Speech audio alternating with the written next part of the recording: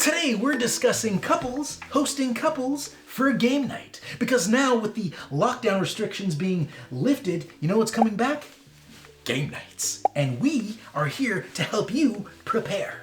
One of our favorite games to bring out while hosting is Mysterium. But what is Mysterium? Now, a lot of you out there have probably already played Mysterium. It's no spring chicken. It's been around since 2015, 16? It's been around for a few years and people have been enjoying this, for a long time. I knocked over the clock. It's not going well. It's a bad omen.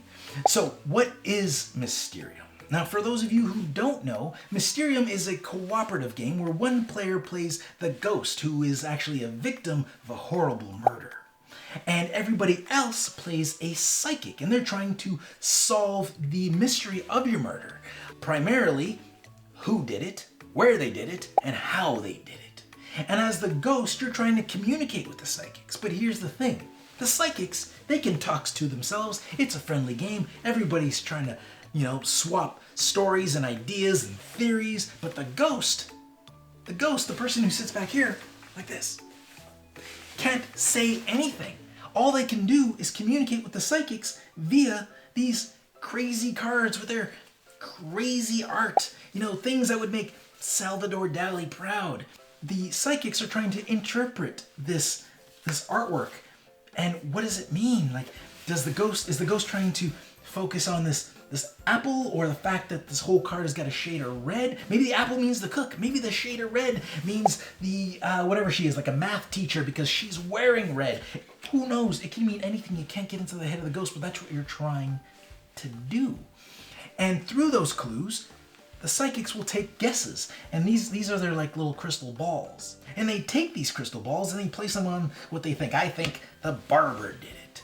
And then everybody places their crystal balls, and they all take their guesses, and then the ghost will go one by one to tell them if they're right or wrong. One knock for yes, and 2 knocks for no. Oh, you know what my favorite is? My favorite is, the under the table knock. It always gets them. That is what you do. Everybody takes their guess. They all work their way up, taking their guesses, and by the time they make it up here, there is a timer, so you only have I think it was 7 hours to figure this out, which is 7 turns, and then at the end, everybody has to agree, or not everybody has to agree, the majority has to agree that is the culprit with the weapon and the location. They've got the right answer. And if you do, there is an answer to it. There is an answer, and then everybody wins. But why Mysterium in particular? So we really like Mysterium because it's something that's really easy to teach. And it's also really entertaining for all levels of board gamers. And I feel like everyone can still enjoy this game just the same and coming in at different levels, which I really, really like. Because you can teach them as they go. Yeah, and that's what's good about that. Because if you're the couple hosting, and that's the point, if you're the couple hosting, make sure you know Mysterium. And it's not that hard. You guys can have one game just between the two of you and figure it out. Don't put your guests behind the board. Don't do that. So one of the couple, again, usually it's me, be the ghost, and they're behind the board.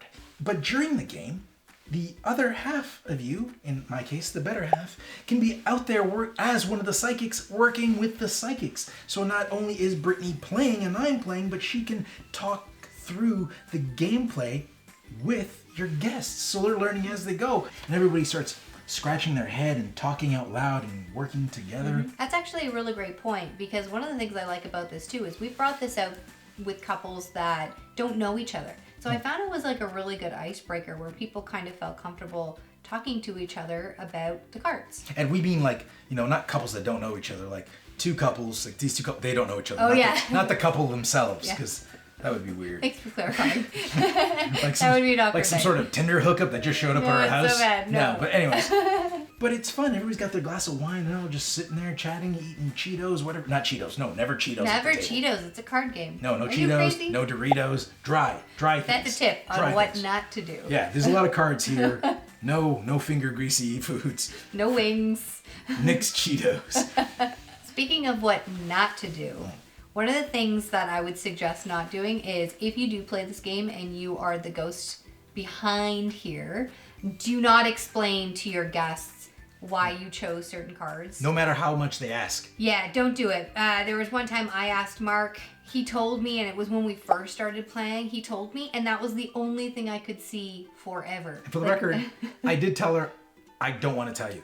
He did. He did. And he told me. And then it's the only thing I could see on that card. And he played it again in the future. And of course it was for something else, but that's all I could see. So it actually ruins it. It takes away that mystery for your guests when they see those cards in the future. And you don't want to do that. Yeah, so don't explain your clues. Just let it go. It's like a magician. Don't explain your magic trick. And just it's don't. fun. Just give it out. It's more fun that way.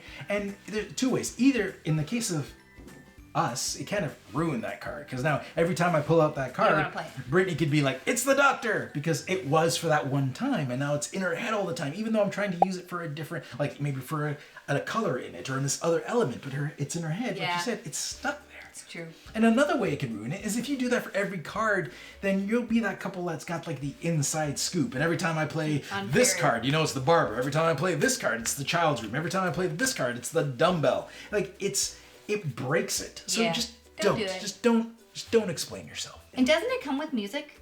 Can't you get? Oh, it doesn't come with music. I think it's on YouTube. There's like a YouTube channel that gives you like ambiance music that you can go to, which I highly recommend. Which is cool. And that's it. That's Mysterium. Oh, like we have Obscurio. That's another one from Libalude. That's who puts Mysterium. We've got our eyes on that. We haven't played it yet, but it's there, taunting us. We know there's a good time behind that lid.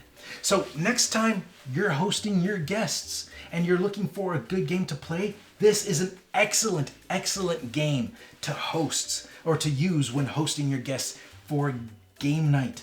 It's so much fun. It's such a great time playing this. All right, well, that's it for this episode of Playdates. See you in 2 weeks for another episode, and who knows what we'll be covering. Yeah. Could be anything. See you soon. See ya. Bye.